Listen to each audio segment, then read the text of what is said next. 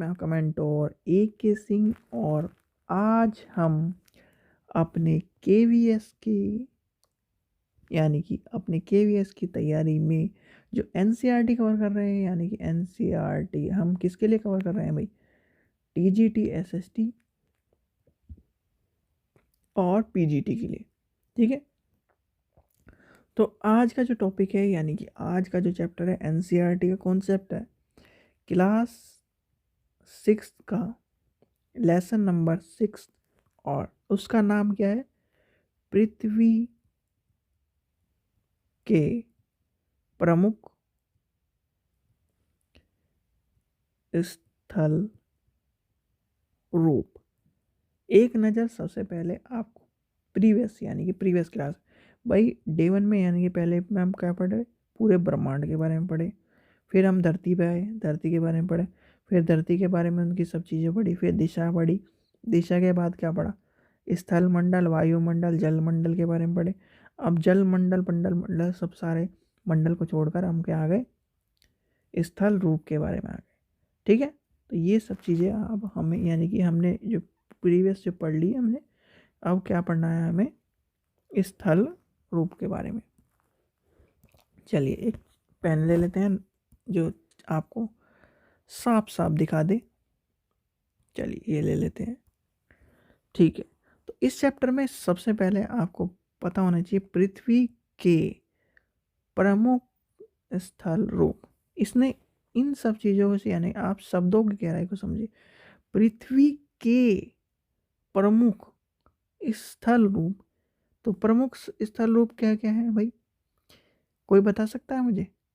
भाई आपने जब देखा होगा तो पर्वत भी हो गए, पठार भी का भी नाम सुना होगा, झील का भी नाम सुना होगा, नदी का भी नाम सुना होगा, डेल्टा का भी नाम सुना होगा, प्रायद्वीपीय का भी नाम सुना होगा, समुद्र का भी नाम सुना होगा, पहाड़ का भी नाम सुना होगा, पर्वत श्रृंखला का भी नाम सुना होगा, घाटी का भी नाम सुना होगा। इतनी सारी चीज़ें कहाँ आ रही है? स्थल पर यानी कि जमीन पर आ रही है, यानी कि आपके धरती के ऊपर आ रही है। ये धरती है और इसके ऊपर आ रही है, तो ये क्या है? स्थल है। तो ये सब चीज़ें स्थल के रूप होंगे। तो ये सब चीज़ें आपको क्या है? पढ़नी है। समझ में आई या नहीं समझ में आई? ठीक है, ये सब चीज़ें आ गई। अब आते हैं, चलिए चैप्टर को शुरू ही करते हैं, यानी कि चैप्टर को शुरू करते हैं। सबसे पहली बात आती है पृथ्वी की, यानी कि पृथ्वी की। तो आपने एक चीज़ का देखा होगा कि जो जम्मू कश्मीर है और जो कन्याकुमारी है, इधर गुजरात है, इधर आसाम है, यानी कि ये जो दिशा है। ठीक है, ये समझ में आ गई। यहाँ पर क्या है? JNK। यहाँ पर क्या है? कन्याकुमारी। यहाँ पर क्या है? गुजरात।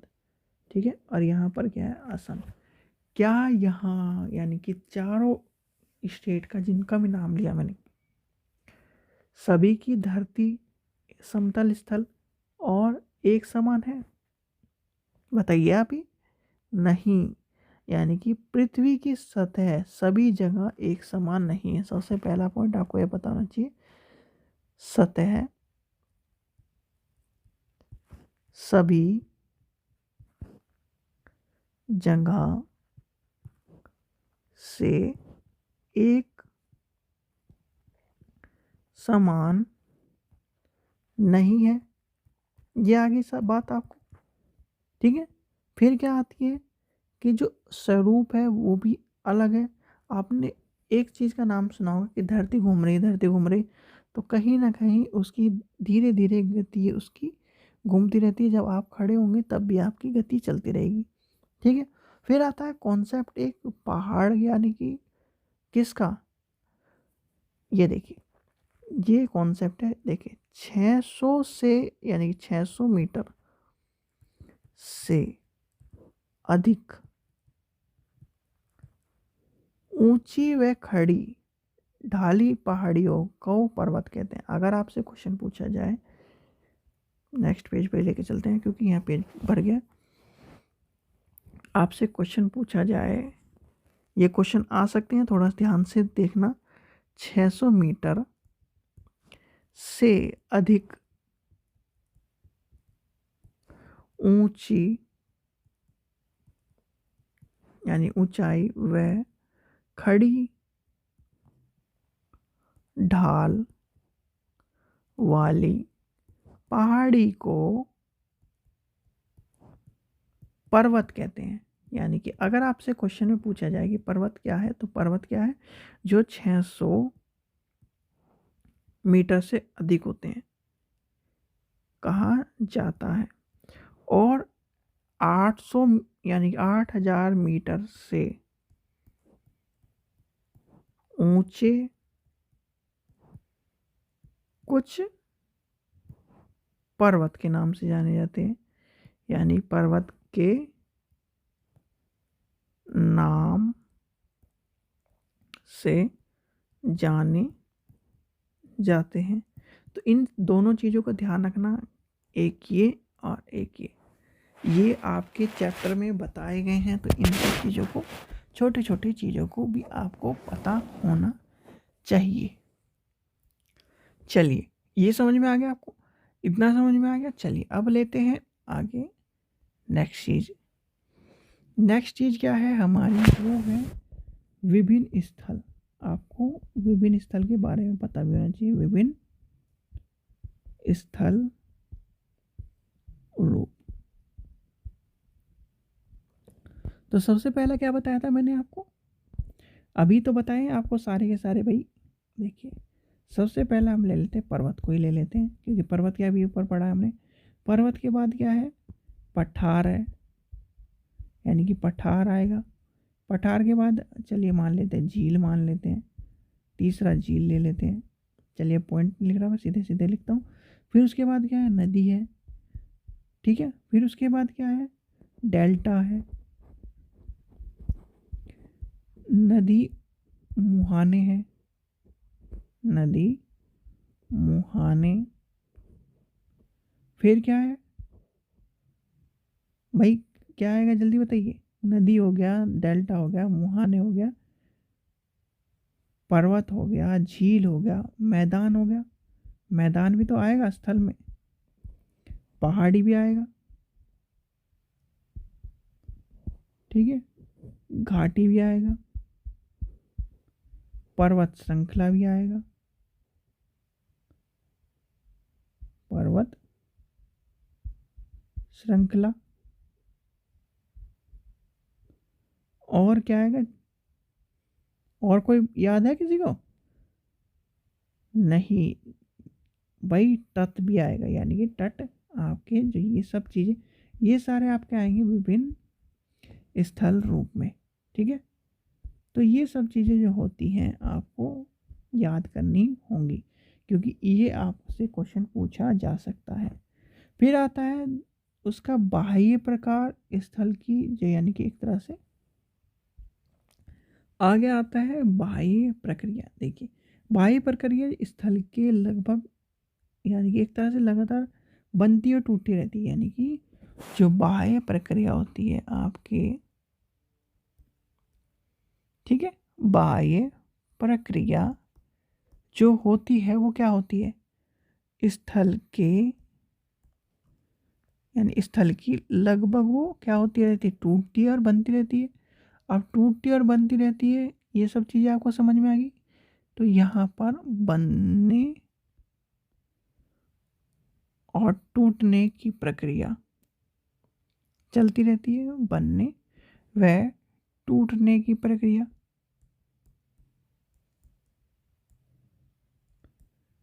है, ठीक है।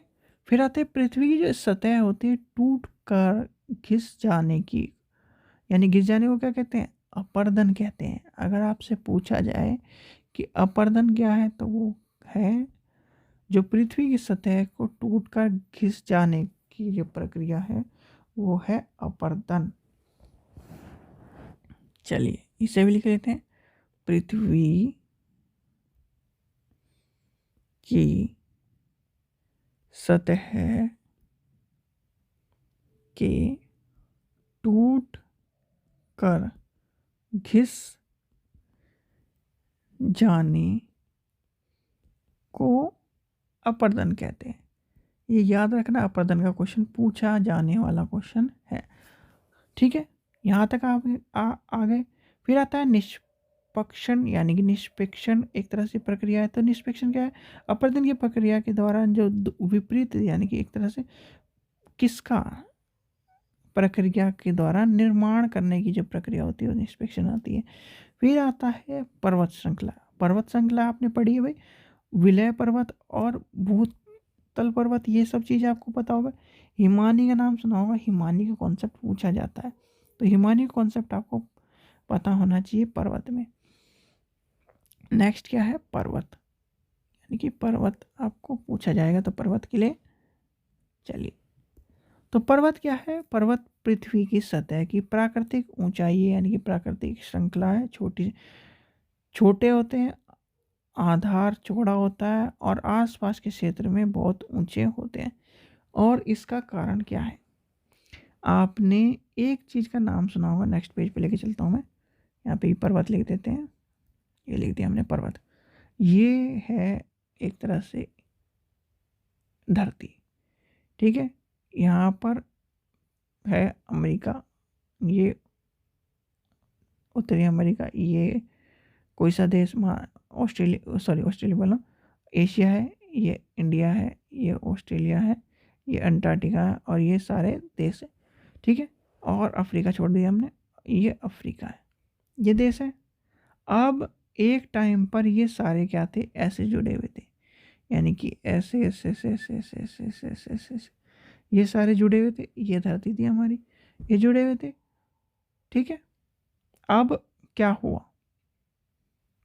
बताइए? ये जो चीज़ें थी, ये वाला जो पोर्शन था, इंडिया जो था वो कहाँ था? यहाँ पे था, अफ्रीका से लगा हुआ था। तो अफ्रीका से जब टूटता चला गया, टूटता चला गया, टूटता चला गया करोड़ों साल पहले, और जैसे ही यहाँ पर आकर टकराया तो कहीं ना कहीं जो यहाँ जो पानी था वो ऊपर उठता चला गया, और ऊपर उठते उठते उठते उठते उठते उठते उठते क्या कर दिया उसने? भाई पर्वतों का निर्माण कर दिया, आपके इन सब चीज़ों का निर्माण कर दिया। जो आज माउंटेन देखते हैं उनका निर्माण कर दिया, यानी कि टकराव से जो क्या हुआ? एक माउंटेन का निर्माण हो गए। तो इसलिए जो कहते हैं कि इन सब चीज़ों से क्या हुआ? कहीं ना कहीं माउंटेनों का निर्माण हुआ है। चलिए इसको क्लियर कर लेते हैं। अब आते हैं पर्वत।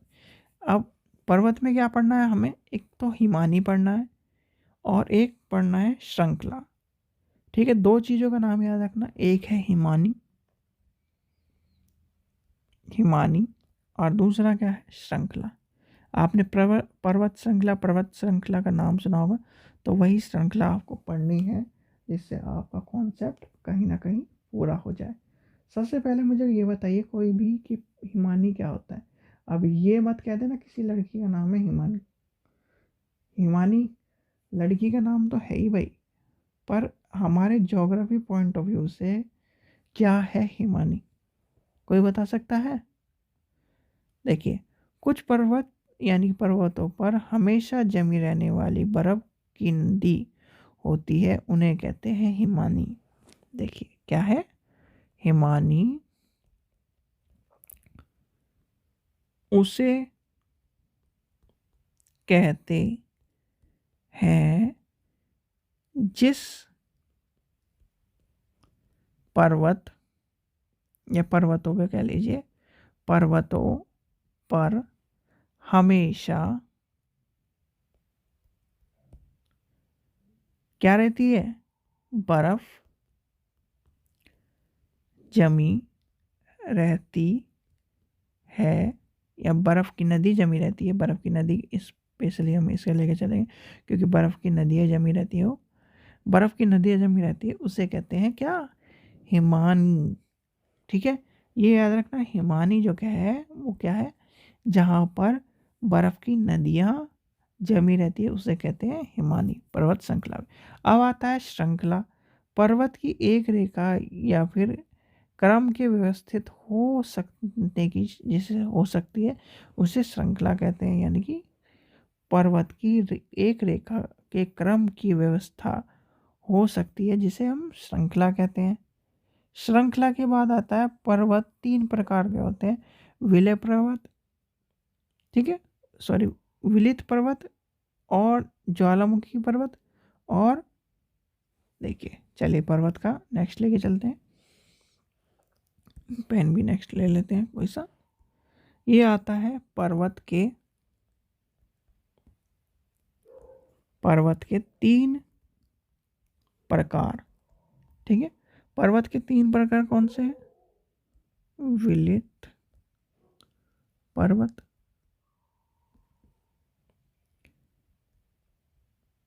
भ्रंश पर्वत और लास्ट है हमारा ज्वालामुखी पर्वत, ठीक है। ये आपको पता होने चाहिए, ठीक है। ये 3 पर्वत आपके समझ लिए। फिर आता है जब बहुत ही बड़े बड़े टूट कर यानी कि भाग टूट जाते हैं और ऊर्ध्वधन, देखिए उसको, कुत्ते को भौंकने दीजिए, उसे छोड़ दीजिए। देखिए कुत्ते तो भौंकते रहेंगे, इसके चक्कर में मैं वीडियो को टाइम नहीं दे सकता। देखिए सबसे पहला आता है विलय पर्वत। आपने एक नाम सुना होगा, वो क्या है? आपके सामने भी मैंने कई बार कहा है, अरावली श्रृंखला, यानी कि अरावली श्रृंखला, ये नाम सुना होगा। तो विलय पर्वत का जो उदाहरण है वो है अरावली श्रृंखला। और ये क्या होते हैं? सतह उबड़ खाबड़ होती है, इसलिए इन्हें इस तरह का विलय पर्वत का नाम दिया गया है, ठीक है। फिर आता है क्या हमारा नेक्स्ट, कौन सा है? नेक्स्ट है हमारा ब्रशंथ पर्वत। इसमें क्या होता है? इसमें होता है जब बहुत बड़े भाग टूट जाते हैं और उर्वरक यानी उर्वधान रूप से व्यवस्थित हो जाते हैं, तो उन्हें क्या कहते हैं? यानी कि बड़े या बड़ा भाग टूट जाता है तथा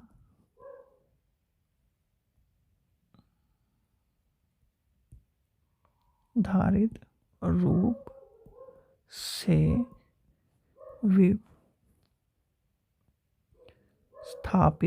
विस्थापित हो जाता है, तो क्या होता है?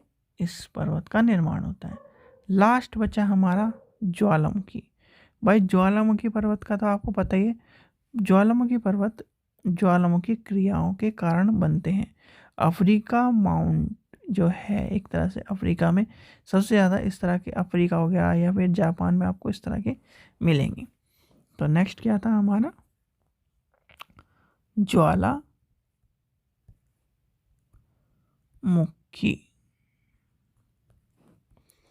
पर्वत, ठीक है। एक लाइन में सीधे सीधे ये पर्वत ज्वालामुखी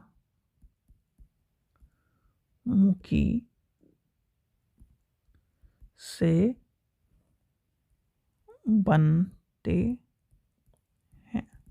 और कुछ नहीं कहना, सीधे सीधे आपको सीधे एक ही लाइन में ये सब चीज़ें कह देनी है, ठीक है। यहाँ तक का आपको समझ में आ गया। अब आता है पठार की बात, यानी कि पठार की बात आती है। हमारा जो नेक्स्ट जो इसमें टॉपिक है वो क्या है? पठार, पठार, ठीक है। अब कोई बताओ पठार क्या होता है, ठीक है। पठार बता दो भाई, पठार क्या होता है? देखिए पठार का आपने किसी ने भी नहीं बताया। देखिए सीधी सीधी बात यह है, आपने कई जो लोग हैं उनको क्या करते हुए देखा होगा, इस तरह से स्कीपिंग करते हुए, यानी कि एक तरह से जब बर्फ़ में स्केटिंग करते हुए देखा होगा, जो डंडे से स्केटिंग करते हैं ना, वो देखा होगा। तो वो भी पठार पे होता है। जैसे पर्वत होते हैं, पर्वतों की तरह ही ये भी पठार भी पुराने और नए हो सकते हैं, और कुछ हजार यानी कुछ 100 से लेकर कुछ हजार किलोमीटर यानी कि मीटरों में हो सकते हैं। यानी कि कुछ 100 मीटरों से लेकर कुछ हजार किलोमीटर तक हो सकते हैं। सबसे बड़ा यानी कि भारत का दक्कन का जो पठार है वो पुराने पठारों में से एक है। यानी कि जो भारत का क्या है, भारत में दक्कन पठार पुराने पठारों में से एक है। ठीक है, ये याद रखना अगर आपसे पूछा जाए तो। और जो तिब्बत का पठार है, यानी कि तिब्बत का पठार विश्व का सबसे ऊंचा पठार है, जिसकी ऊंचाई कितनी है, 4000 समथिंग है। यानी 4000 से 6000 के समथिंग है। यानी कि आपसे अगर पूछा जाए तो तिब्बत का पठार, तिब्बत का पठार विश्व का सबसे ऊंचा पठार है। और ऊंचाई कितनी है, ऊंचाई 4000 से 6000 है इसकी। ठीक है, फिर आता है भारत का छोटा नागपुर का पठार, जहाँ लोह, कोयला तथा मैग्नीशियम के बड़े भंडार हैं। इसे भी लिख लेते हैं क्योंकि आपके पूछा जा सकता है। ठीक है, अफ्रीका का जो पठार है वो सोना और हीरे के लिए मशहूर है। भाई अफ्रीका का पूछा तो जाएगा नहीं, वैसे लिख लो अफ्रीका का पठार किसके लिए मशहूर है, सोने के लिए। सोने के लिए मतलब गोल्ड के लिए। अब वो सोना नहीं है भाई, एग्ज़ाम आ गए, संघर्ष करो तभी तो आपको कहीं ना कहीं सफलता मिलेगी। जिसने रात को दिन बना दिया और रात अपनी काली करी, वही कहीं ना कहीं सूरज को एक तरह से धोखा दिया है उसने। यानी कि अगर आज आप रात को पढ़ोगे, दिन में पढ़ोगे, अपनी स्ट्रेटजी को मजबूत करोगे, कहीं ना कहीं कल आपको वही लोग सफलता की राह पर खड़े मिलेंगे। नेक्स्ट क्या है हमारा, भारत में छोटा नागपुर। अब छोटा नागपुर, कमेंट सेक्शन में मुझे बताएं छोटा नागपुर कहाँ है। अब मुझे ये तो बता दो भाई, इतना तो पता होगा, नहीं तो गूगल पर सर्च करो। आपका यही काम है कि आप गूगल पर सर्च करो। गूगल पर विश्वास करते हो ना। वैसे गूगल की एक्यूरेसी पता कितनी है, गूगल की एक्यूरेसी है 100 में से 70। ठीक है, किसी भी चीज़ के लिए गूगल के पास भी हर 100 शब्द में से यानी कि 10 में से 3 का आंसर नहीं हो सकता। और हर साल वो रिपोर्ट निकलती है, उसे भी जाकर देख लेना। यानी कि हम क्या चले थे, भारत के छोटे नागपुर का पठार में क्या है, लौह है, कोयला है तथा मैग्नीशियम है। मैग्नीशियम के बड़े भंडार है, सीधे सीधे भंडार लिख दिए जाते हैं भाई, बड़े भंडार है, छोटे भंडार है, हमें तो इतना तो पता ही है भाई, इतना तो ज्योग्राफी पढ़ी है सबने। तो ये सब चीज़ें आपको पता होनी चाहिए कि ये सब चीज़ें पठार में इम्पोर्टेंट है। फिर आता है मैदान। मैदान में तो सारी चीज़ें पता ही है भाई। मैदान वो होते हैं जहाँ सामान्य तौर से बहुत अधिक ऊंचाई या इस तरह की चीज़ें होती है, परिवहन की सुविधा का निर्माण होता है, आसानी से मिल जाता है। तो नेक्स्ट का टॉपिक था आपका, नेक्स्ट है मैदान। यानी कि मैदान, मैदान क्या होते हैं, मैदान आपको एक शब्द में लिखा जाए तो मैदान वो है जहाँ पर हम रहते हैं, जहाँ पर हमारी बसें चलती हैं, हमारी कारें चलती हैं, हमारे पैदल चलते हैं हम। तो एक लाइन में ये सब चीज़ें हो गई। फिर आता है स्थल, रूप और लोग। उनके स्थल, रूप और लोगों में क्या आता है, जीवन के लिए विभिन्न लोग अपने व्यवसाय को चुनते हैं, पर्वत श्रृंखला को चुनते हैं, फसलें का निर्माण करते हैं, मैदानों में जाते हैं, ये सब चीज़ें आ जाएगा। फिर आता है नेक्स्ट चलते चलते चलते चलते आपसे जो आगे का क्वेश्चन पूछा जाएगा वो पूछा जाएगा, एक तो सबसे कौन सा,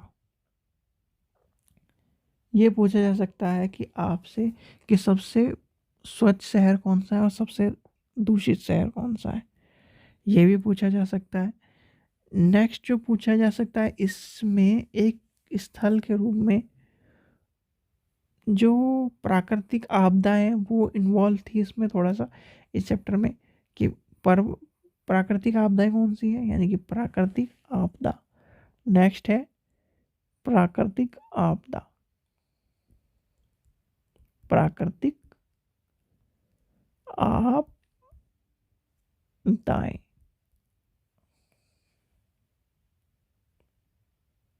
आपदाएं तो वो क्या है, भूकंप है भाई, भूकंप, ज्वालामुखी वाला हो गया, ज्वालामुखी उगलना, तूफान आ गया, बाढ़ आ गया। भाई ये सब चीज़ें इंपॉर्टेंट है, ये तो आपको पता ही होगा, बाढ़ तूफान ये तो आपको प्राकृतिक आपदा पता ही होंगी। ये सब चीज़ें क्लियर हो गई। स्वच्छ मिशन के बारे में बताया गया थोड़ा बहुत इसमें। फिर इनके जो पहाड़ यानी कि एक तरह से चित्र, दो चार चित्र देके उनसे चीज़ें पूछी गई थी। वल्लभी वल्लभी ये तो सारे हमारे कॉन्सेप्ट नहीं है, स्थल के बारे में यानी कि स्थल के कॉन्सेप्ट बताए गए थे। ये आपका जो चैप्टर था यहाँ पर आकर ख़त्म होता है। ठीक है, इसमें आपको कुछ नहीं पढ़ना, यानी कि स्थल रूप के बारे में यानी कि चीज़ें पढ़नी है। पर्वत के बारे में बता दिया, पहाड़ के बारे में बता दिया, श्रृंखलाओं के बारे में बता दिया, पठार के बारे में बता दिया, छोटा नाग, ये छोटा नागपुर ये है, इनको याद कर लेना क्योंकि छोटा नागपुर से क्वेश्चन आता है। ये है क्वेश्चन, ये पूछा जाता है और ये सब पूछे जा सकते हैं। तो एक बार दोबारा रिवीजन कर लेते हैं जल्दी फटाफट। चलिए पीछे चलते हैं, यहाँ से क्लास शुरू हो रही थी। तो पर्वत के यानी कि पृथ्वी के प्रमुख स्थलमंडल, स्थलमंडल के बारे में सब कुछ पढ़ लिया हमने। तो ये है सबसे पहला, पृथ्वी की सतह के सभी कहाँ जगह एक समान नहीं होती, यानी कि ठीक है। फिर आता है हमारा कि 600 मीटर से अधिक ऊंचाई के जो एक तरह से क्या है, खड़ी ढालीदार पहाड़ियों के पर्वत कहते हैं। 800 मीटर से ऊंची को पर्वत कहते हैं, और इसके नीचे को क्या कहते हैं, जल्दी बताइए। अभी आपको मैंने बताया है कि 800 मीटर से, भाई सामने सामने लिखा है आपको, इस तब भी नहीं कवर कर पा रहे क्या। भाई देखो, 600 मीटर से अधिक ऊंचाई पर एवं खड़े ढालीदार पहाड़ी को पर्वत कहते हैं, ठीक है। और 800 मीटर से ऊंचाई को पर्वतों का नाम दिया गया, यानी कि उनका नाम दिया गया है, ठीक है। यानी कि पहाड़ और पर्वत के बारे में यानी याद रखना, ठीक है। फिर आता है विभिन्न स्थल रूप। स्थल रूप में क्या है, एक तो पर्वत है, फिर पठार है, फिर झील है, फिर नदी है, फिर डेल्टा है, नदी मुहाने हैं, मैदान है, पहाड़ है, घाटी है, पर्वत श्रृंखला है, तट है, डेल्टा है, ये सब चीज़ें आ जाएंगी। तो ये सब चीज़ें आपको पता चल गई। फिर आती है बाह्य प्रक्रिया के स्थल, यानी कि एक तरह से बार बार बनने से, टूटने से इन सबको क्या होता है, बाह्य प्रक्रिया होती है। अपर्दन क्या है, अपर्दन पृथ्वी की सतह के टूटकर एक तरह से घिसने यानी कि घिसने जाने को अपर्दन कहते हैं। फिर अपर्दन के बाद क्या है, अपर्दन के बाद है पर्वत के में हिमानी और श्रृंखला। हिमानी क्या है, हिमानी उसी कहते हैं जिसमें पर्वत पर हमेशा किसकी, वर्षों तक, यानी कि पर्वत में हमेशा वर्षों तक नदियाँ जमी रहती है, तो उससे क्या कहते हैं, हिमानी कहते हैं। फिर श्रृंखला के बारे में है। फिर पर्वत के तीन जो कॉन्सेप्ट है, विलय, अवर्धन और ज्वालामुखी, ये कॉन्सेप्ट पढ़ा।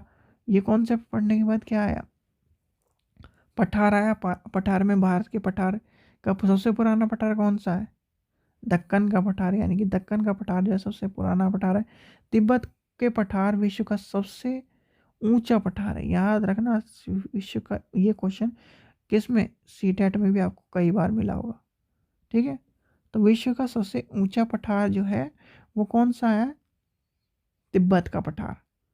नेक्स्ट है अफ्रीका के पठार में क्या, सोना चांदी है। भाई सोना चांदी कौन पहनते हैं, सोना चांदी क्या करेंगे मेरे प्यार में, यानी कौन पहने, अफ्रीका वाले। तो और फिर क्या आएगा, भारत के छोटा नागपुर का पठार क्या है, लोहा मिलता है, कोयला मिलता है और मैग्नीशियम मिलता है। तो ये बताइए मुझे छोटा नागपुर कहाँ है, छोटा नागपुर कमेंट सेक्शन में ज़रूर बताना। फिर है प्राकृतिक आपदा। है प्राकृतिक आपदा बताइए आपको क्या होती है, भूकंप होता है, ज्वालामुखी फटना होता है, बाढ़ आता है, सूखा, ये सब चीज़ें प्राकृतिक आपदाएं में आ जाएंगे। ठीक है बच्चों, तो ये जो चैप्टर था आज, जो हमारा 6 चैप्टर था, ये भी आपका कवर हो गया।